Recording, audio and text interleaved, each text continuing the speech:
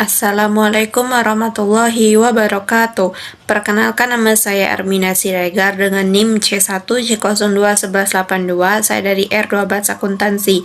Baiklah, di video ini saya masih membahas mengenai lanjutan dasar perpajakan.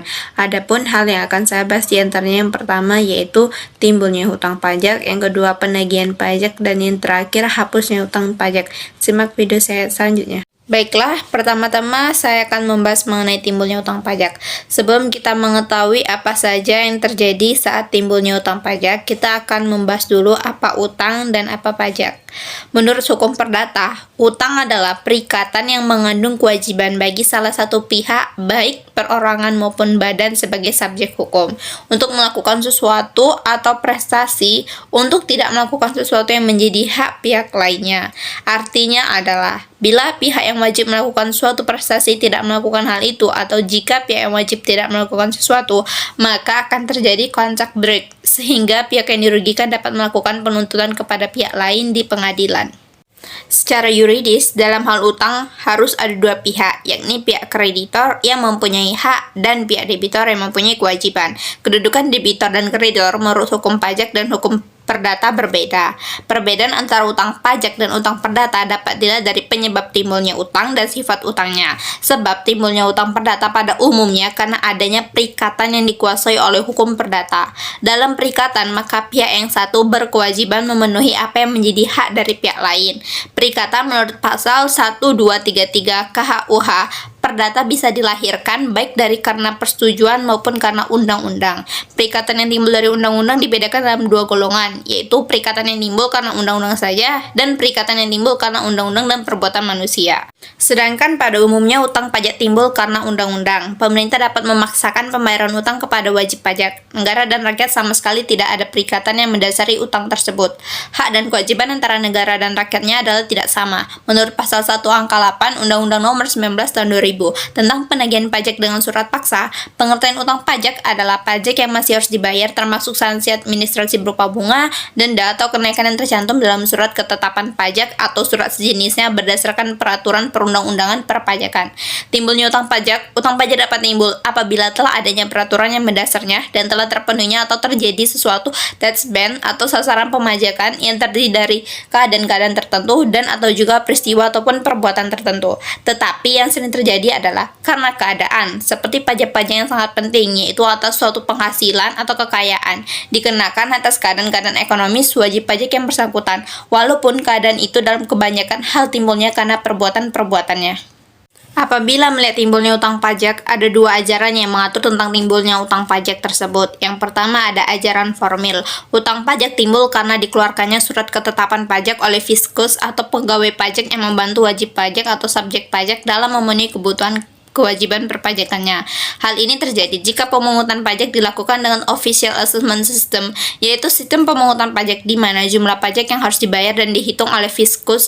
Kemudian fiskus akan mengirimkan surat pemberitahuan terkait jumlah yang harus dibayarkan kepada wajib pajak. Sedangkan ajaran material atau utang pajak dapat timbul karena undang-undang dan karena ada sebab yang mengakibatkan seseorang atau suatu pihak dikenakan pajak. Sebab-sebab yang mempunyai seseorang memiliki utang pajak diantaranya yang pertama perbuatan, yaitu mendirikan bangunan, melakukan kegiatan impor atau ekspor, serta berpergian ke luar negeri. Dan yang kedua yaitu keadaan, yaitu memiliki tanah atau bumi dan bangunan, memperoleh penghasilan, serta memiliki kendaraan bermotor. Dan yang terakhir yaitu peristiwa atau kejadian, yaitu mendapat hadiah undian. Jadi sampai saat ini para praktisi menggunakan dua ajaran ini untuk menilai munculnya utang pajak pada wajib pajak. Selanjutnya yang kedua yaitu penagihan pajak. Adapun dasar hukum dan pengertian penagihan pajak adalah, dasar hukum melakukan tindakan penagihan pajak adalah Undang-Undang Nomor 19 Tahun 1997 tentang penagihan pajak dengan surat paksa. Undang-undang ini mulai berlaku tanggal 23 Mei tahun 1997. Undang-undang ini kemudian diubah dengan Undang-Undang Nomor 19 Tahun 2000 yang mulai berlaku pada tanggal 1 Januari 2001. Kegiatan penagihan pajak dilakukan oleh bagian penagihan atau seksi penagihan di kantor pelayanan pajak tempat wajib pajak terdaftar. Penagihan pajak adalah tindakan penagihan yang dilaksanakan oleh fiskus atau jurusita pajak kepada penanggung jawab pajak tanpa menunggu jatuh tempo pembayaran yang meliputi seluruh utang pajak dari semua jenis pajak, masa pajak, dan tahun pajak. Dalam pelaksanaan penagihan aktif dapat dilakukan dengan 4 macam tahap. Yang pertama ada tahap surat teguran, dan yang kedua surat paksa, yang ketiga surat penyitaan, dan yang keempat lelang. Nah, dari keempat tahap ini saya tidak membahas semuanya, tetapi yang hanya saya bahas yaitu surat paksa saja. Nah, surat paksa penagihan adalah surat paksa dengan dilakukan apabila jumlah tagihan pajak tidak atau kurang bayar sampai dengan tanggal jatuh tempo pembayaran, atau sampai dengan jatuh tempo penurunan pembayaran tidak memenuhi angsuran pembayaran pajak. Apabila wajib pajak lalai melaksanakan kewajiban membayar pajak dalam waktu sebagaimana ditentukan dalam surat teguran, maka penagihan selanjutnya dilakukan oleh jurusita pajak. Pengertian surat paksa telah diatur dalam pasal 1 ayat 12 Undang-Undang Nomor 19 Tahun 2000 tentang penagihan pajak dengan surat paksa yang berbunyi, surat paksa adalah surat perintah membayar utang pajak dan biaya penagihan pajak. Sedangkan menurut Rusdi 2005-25, yaitu surat yang diterbitkan apabila wajib pajak tidak melunasi utang pajaknya sampai dengan tanggal jatuh tempo. Secara teori, surat paksa diterbitkan setelah surat teguran atau surat peringatan atau surat lain sejenis yang diterbitkan oleh pejabat. Pasal 8 ayat 1 menerangkan tentang sebab-sebab penerbitan surat paksa. Yang pertama yaitu penanggung pajak tidak melunasi utang pajak dan kepadanya telah diterbitkan surat teguran atau surat peringatan atau surat lain yang sejenis. Yang kedua, terhadap penanggung jawab pajak telah dilaksanakan penagihan seketika sekaligus. Ketiga, penanggung pajak tidak memenuhi ketentuan sebagaimana tercantum dalam keputusan persetujuan angsuran atau penundaan pembayaran pajak. Surat paksa terhadap orang pribadi diberitahukan oleh jurusita pajak kepada satu penanggung jawab pajak, 2 orang dewasa yang tinggal bersama ataupun bekerja di tempat usaha penanggung pajak apabila penanggung pajak yang bersangkutan tidak dapat dijumpai. 3. Salah satu ahli waris atau pelaksana wasiat atau yang mengurus harta peninggalannya apabila wajib pajak telah meninggal dunia dan harta warisan belum dibagi. 4. Para ahli waris apabila wajib pajak telah meninggal dunia dan harta warisan telah dibagi. Pembahasan yang terakhir yaitu hapusnya hutang pajak. Anda tidak perlu khawatir jika memiliki utang pajak, karena Anda dapat menghapusnya dengan beberapa cara yang telah diatur dalam Undang-Undang Perpajakan. Ada 5 cara menghapus utang pajak. 1. Pembayaran cara pertama menghapus utang pajak adalah dengan membayarnya pada negara. Pembayarannya secara lunas dalam bentuk sejumlah uang oleh wajib pajak ke kas negara.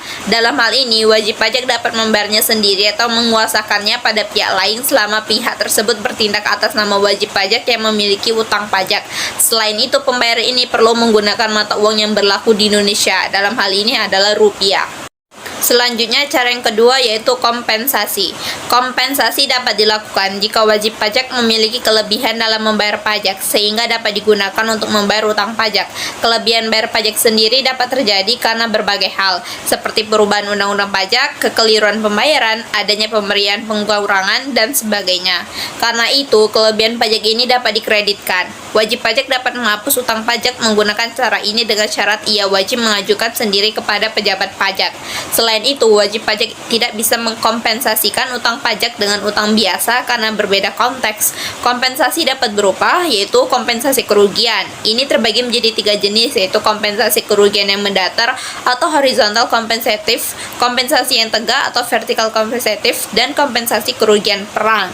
Dan yang terakhir, kompensasi pembayaran. Ini dapat dilakukan jika salah satu pihak memiliki utang dan memiliki tagihan pada pihak lain. Nah, jika ingin menggunakan cara kompensasi, ada beberapa syarat yang perlu diperhatikan. 1. Bahwa pada saat yang sama, kedua subjek saling mempunyai tagihan. 2. Hal yang dikompensasikan hanyalah 2 utang berupa uang dan barang yang semacamnya. 3. Kompensasi berlaku karena hukum, bahkan jika pihak yang berutang tidak mengetahuinya dan saling menghilangkan utang yang sama besarnya pada saat yang sama. Dan cara yang ketiga yaitu cara kedaluarsa. Kedaluarsa di sini adalah kedaluarsa penagihan. Melansir dari DJP, hak untuk menagih pajak kedaluarsa setelah melampaui waktu 5 tahun terhitung sejak tanggal terutang pajak atau berakhirnya masa pajak, bagian tahun pajak atau pajak yang bersangkutan. Kedaluarsa penagihan pajak dapat dicegah dengan melakukan penagihan teguran dan pengakhiran dengan menggunakan permohonan keberatan atau penangguhan.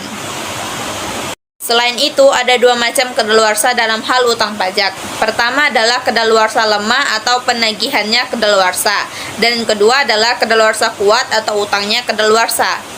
Dan yang keempat yaitu cara pembebasan. Alternatif lain untuk menghapus utang adalah dengan cara pembebasan. Namun pembebasan di sini pada umumnya bukan berarti menghilangkan pokok utang pajak, meniadakan saksi administrasi terkait utang pajak. Tetapi utang pajak dapat berakhir dengan pembebasan karena cara ini merupakan sarana hukum pajak untuk melepaskan tanggung jawab wajib pajak berupa membayar pajak. Selanjutnya, cara yang terakhir yaitu penghapusan atau peniadaan. Penghapusan utang pajak mirip dengan cara pembebasan. Perbedaannya, cara penghapusan diberikan karena keadaan keuangan wajib pajak. Penghapusan juga merupakan cara untuk mengakhiri utang pajak, namun hanya dengan alasan tertentu, seperti wajib pajak terkena musibah atau karena dasar penetapannya tidak benar. Ketika utang pajak telah dihapus, perikatan pajak akan berakhir, sehingga wajib pajak tidak lagi memiliki kewajiban membayar pajak yang terutang. Baiklah, hanya itu yang dapat saya sampaikan mengenai lanjutan dasar-dasar perpajakan. Sekian dari saya dan terima kasih.